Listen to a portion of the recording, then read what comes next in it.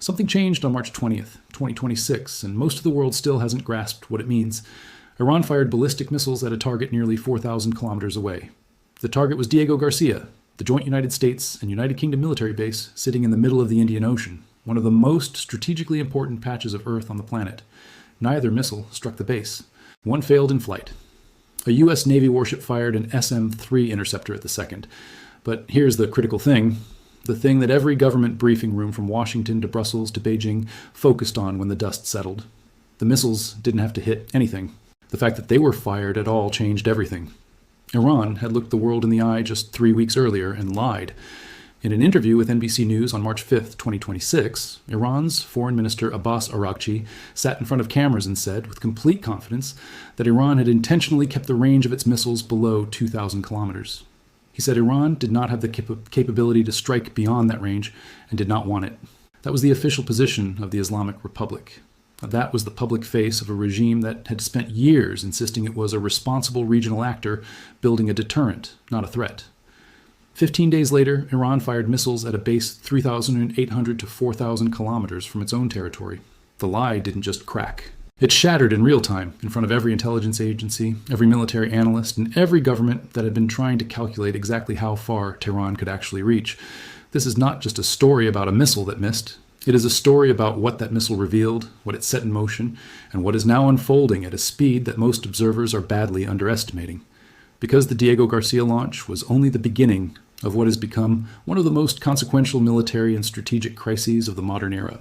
And the deepest part of this story, the part that should be keeping Western defense planners awake at night, is not the range of a single missile. It is what survived, what was rebuilt, and what Iran is now building toward next. And there is a second story buried inside the first, a story about what the war cost America in terms that nobody on the winning side is willing to discuss openly. You will find out what that cost is soon. To understand the full weight of what happened on March 20th, you first need to understand what Diego Garcia represents. This is not a forward operating base. It is not a thin strip of installations hugging a front line. Diego Garcia is a fortress island. It hosts strategic bombers, long-range surveillance aircraft, prepositioned war stocks, and naval assets that the United States uses to project power across the entire Indo-Pacific and Middle East theater simultaneously. For decades, military planners treated it as a sanctuary, remote, protected by its very distance and beyond the reach of any adversary that did not possess the most sophisticated intercontinental delivery systems on Earth. The American assumption, built into doctrine and budget plans, was that Diego Garcia sat inside a zone of strategic safety that no regional actor could threaten. Iran just proved that assumption false. Not theoretically, operationally, with missiles in the air. The missiles Iran used were Khorramshahr 4 variants, also known as the Kheibar. This system has a publicly claimed range of 2,000 kilometers. European intelligence estimates submitted to the UN Security Council back in 2019 assessed an older variant at approximately 3,000 kilometers when configured with a reduced warhead load. But the Khorramshahr 4 carries a warhead of between 1,500 and 1,800 kilograms and achieves an accuracy measured in single-digit meters, a circular error probable of just 10 to 30 meters. It was officially deployed in February 2026, a matter of weeks before it was used to reach across the Indian Ocean at a target that was not supposed to be reachable. The U.S. Secretary of Defense Peter Hegseth confirmed the range publicly during a Senate committee hearing on April 30th, 2026.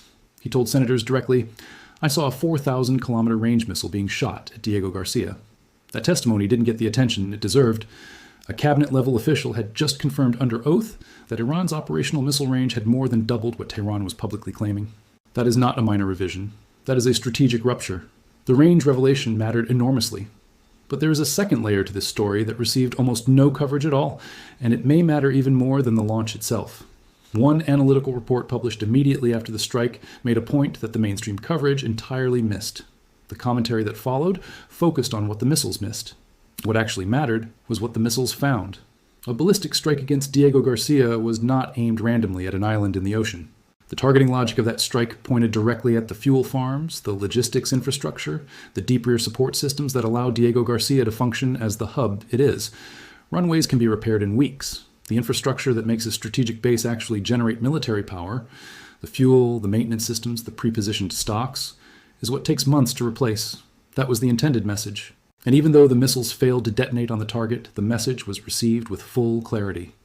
Iran had demonstrated something that no amount of diplomatic assurance or press conference denial could walk back.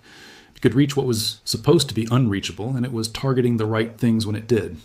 That combination, range plus targeting logic, is what separates a desperate gesture from a strategic capability. To understand how this launch fit into the larger sequence, you need to understand what happened on February 28, 2026. That was the day the United States and Israel launched Operation Epic Fury and Operation Roaring Lion simultaneously, a coordinated military campaign targeting Iranian nuclear facilities, military infrastructure, missile production sites, and leadership. Supreme Leader Ali Khamenei was killed in those strikes.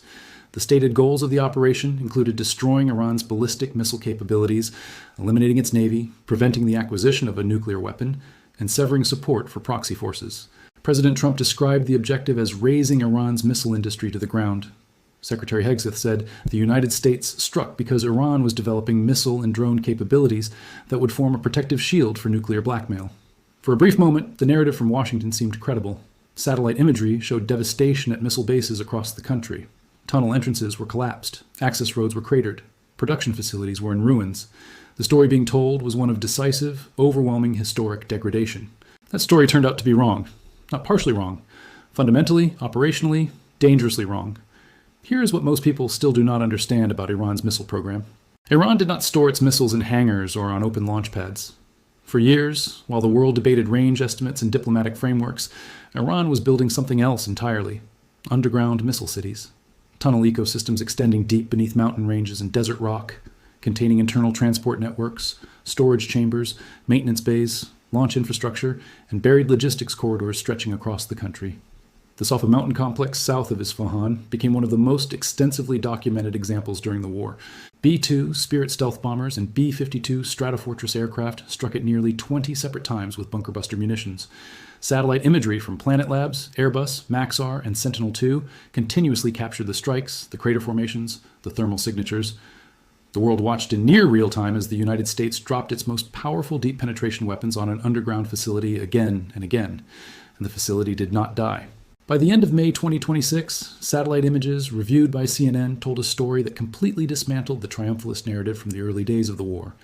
Iran had reopened 50 of the 69 tunnel entrances at 18 separate underground missile facilities across the country. It had done so using basic construction equipment, bulldozers and dump trucks, clearing rubble and restoring access roads with a speed that shocked the analysts tracking it. U.S. intelligence sources quoted by CNN said Iran had exceeded all timelines for reconstitution following the strikes. Exceeded all timelines. That phrase deserves to sit alone for a moment because it means the people whose job it was to predict how long it would take Iran to dig itself out were wrong, and wrong in the direction of underestimating Iran's speed and resilience. According to experts cited in the same analysis, roughly 1,000 missiles remained stored deep within those underground facilities, and those stockpiles were largely intact. The entrances had been collapsed, not the chambers beneath them.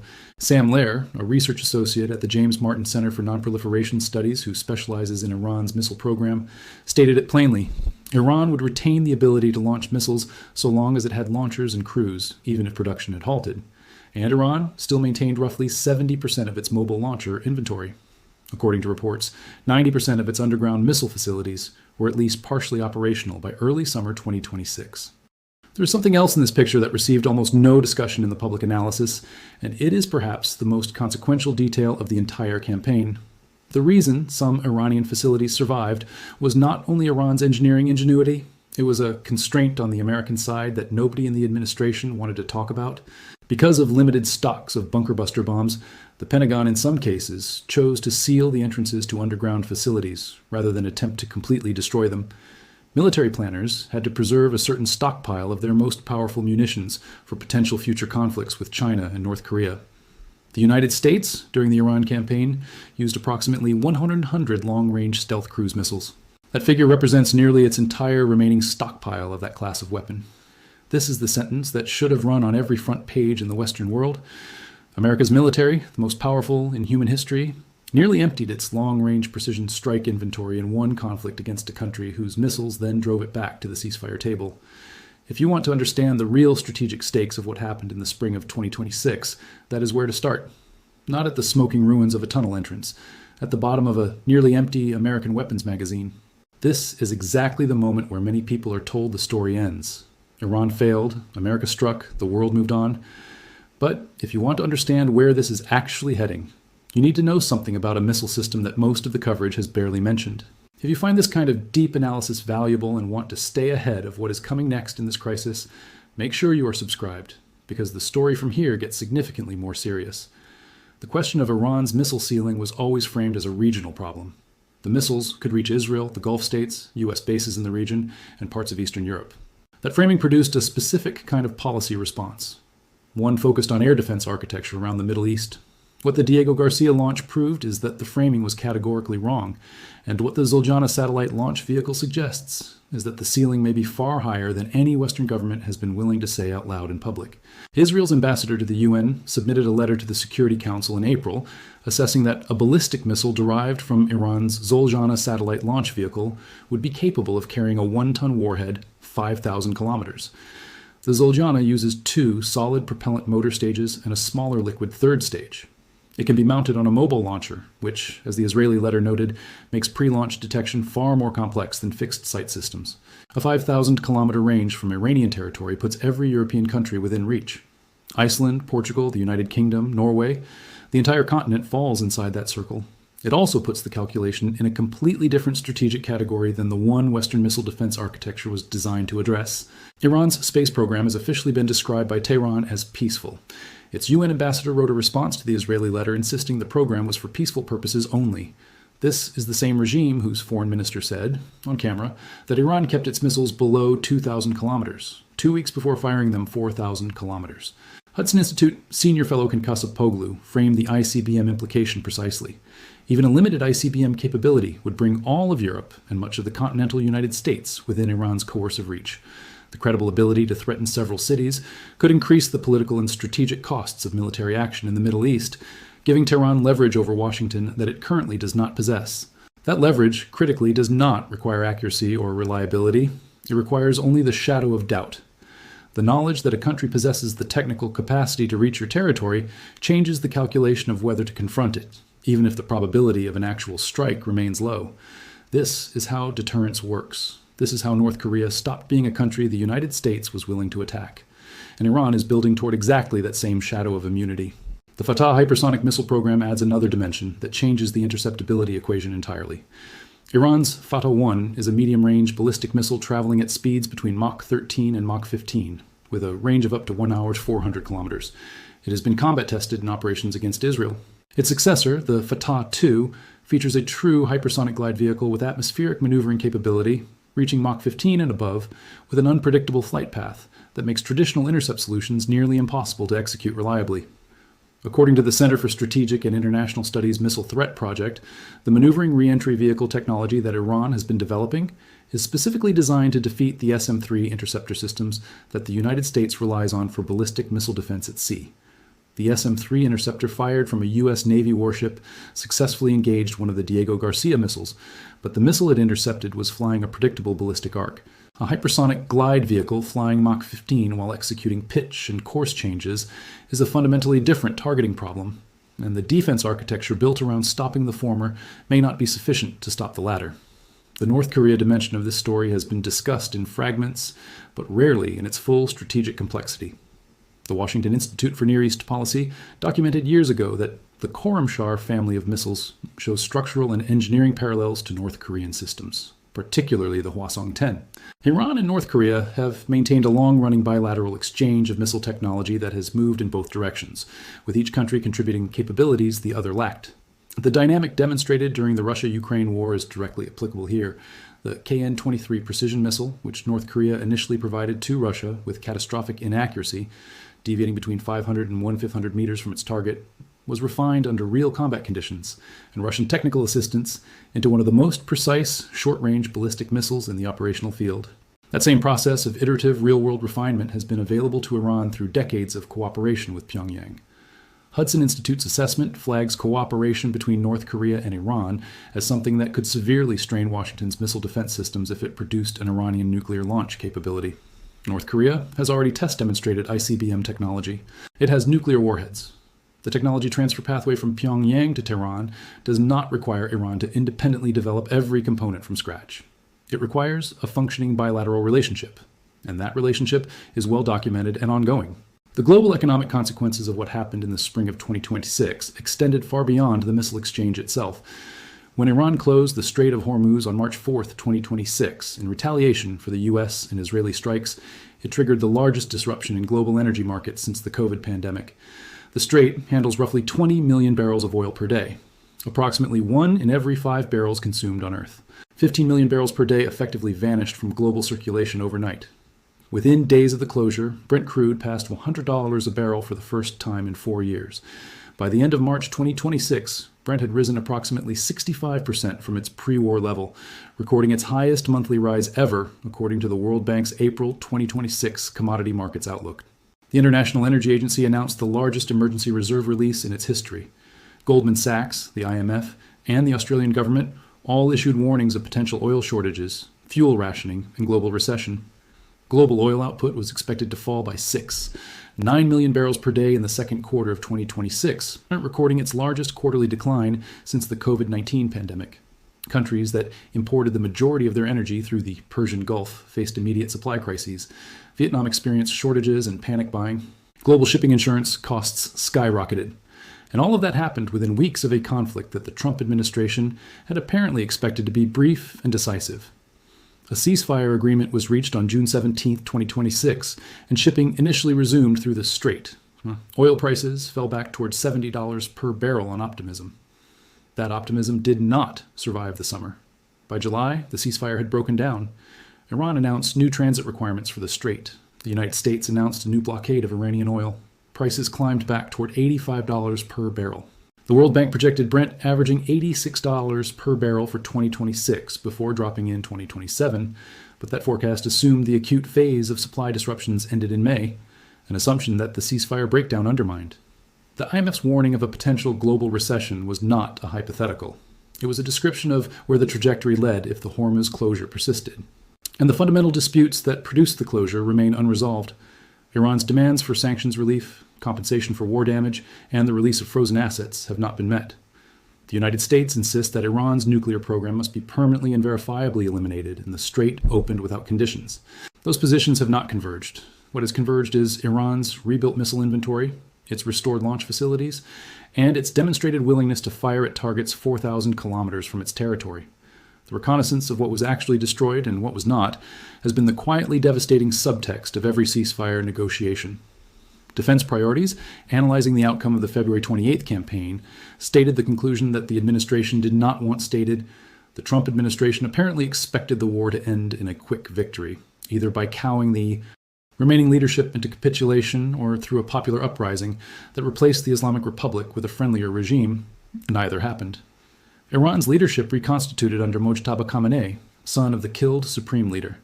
The popular uprising that Trump publicly encouraged by telling Iranians that help was on the way did not materialize at the scale required to change the regime.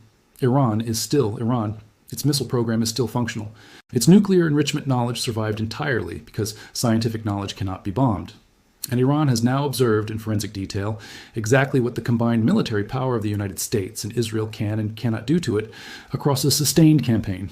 That is a dangerous education to have provided to an adversary that is still standing, still armed, and still drawing lessons. The lessons Iran drew are not difficult to infer. A regime that watched the United States nearly exhaust its long-range precision strike inventory trying to seal tunnel entrances, and then watched its own engineering teams reopen those entrances with bulldozers, has learned something specific about the limits of air power against hardened underground infrastructure. A regime that fired missiles 4,000 kilometers and had the launch confirmed by the U.S. Secretary of Defense has learned something specific about its own range capabilities under combat conditions.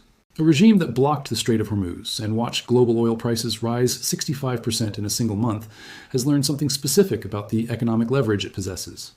Put those three lessons together, and the strategic direction is not ambiguous. Iran's path to security runs through becoming too costly to attack, not through concession, but through capability. And the capability it is building toward is the one that has historically made countries immune to preemptive military action. A nuclear delivery system with continental range. The Washington Institute for Near East Policy assessed the requirements for any meaningful future nuclear deal with Iran and placed one requirement at the top of the mandatory list. A comprehensive ban on ICBM development must be imposed, given the direct relevance of this capability to U.S. and European homeland security, and the likelihood that Iran could attain it within a few years, absent new constraints. Within a few years. Not decades, not a theoretical future generation. The timeline is now. And yet the negotiations that the ceasefire made possible have centered on nuclear enrichment levels and sanctions relief, not on the missile program that the war was supposedly launched to eliminate. The most dangerous capability Iran is building toward sits largely outside the current diplomatic framework, just as it sat largely outside the military targeting framework that was supposed to destroy it. The 2025 Defense Intelligence Agency assessment concluded that Iran had space launch vehicles it could use to develop a militarily viable ICBM by 2035, should Tehran decide to pursue that capability with a determined push. That assessment assumed no dramatic acceleration, no North Korean technology transfer, no wartime urgency. The 2026 war changed every one of those inputs. Iran has now experienced firsthand what it looks like when the United States decides to go to war against it. That experience does not produce restraint in regimes of this character. It produces urgency.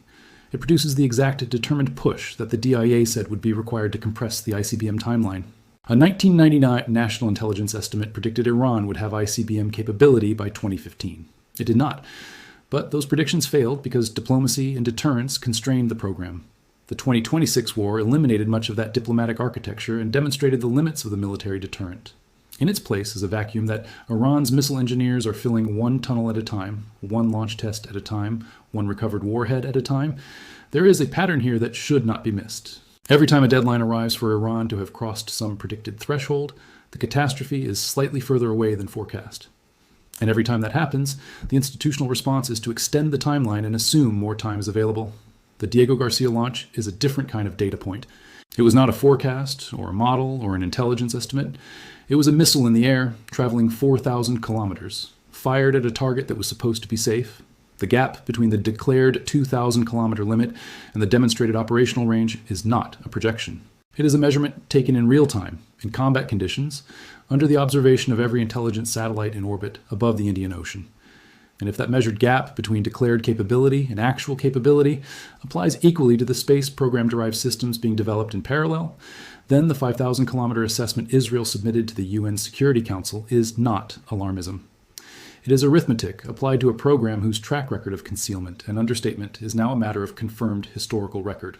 The question that remains, and it is the one that will define the next several years of global security, is whether the gap between where Iran's missile program is today and where it needs to be to hold Europe and the American homeland at genuine risk can be closed through diplomacy before it is closed by Iran's engineers. The United States used nearly its entire stockpile of long-range precision weapons trying to prevent a version of this outcome. Iran's underground facilities survived. Its missile stockpile survived. Its scientific knowledge survived completely. The ceasefire negotiations are ongoing, fragile, and disconnected from the core technical reality. And the country that was supposed to be set back years by the most powerful military campaign it has ever faced has, according to its own engineers, and the satellite imagery reviewed by Western intelligence agencies, exceeded all timelines for recovery. Whatever timeline was on the clock before February 28th, 2026, the clock is running faster now. That is the real story of Iran's 5,000-kilometer missile. Not the launch, not the intercept over the Indian Ocean, not the diplomatic denial that followed. The real story is what the launch revealed that was already there, what survived everything thrown at it, what the survival cost America in weapons it cannot quickly replace, and where the program is heading next. The architecture of deterrence that the United States built across the Middle East rested on an assumption that American power could reach everywhere and that Iranian reach had hard limits. One missile, fired at a target that was not supposed to be reachable, on a night that Iran officially says never happened, dismantled that assumption completely. What comes next will be determined by whether the diplomatic frameworks being built in the ruins of that assumption are strong enough to close the gap that military force could not. And on the current evidence, that is not a bet that anyone with knowledge of the technical program would take with confidence.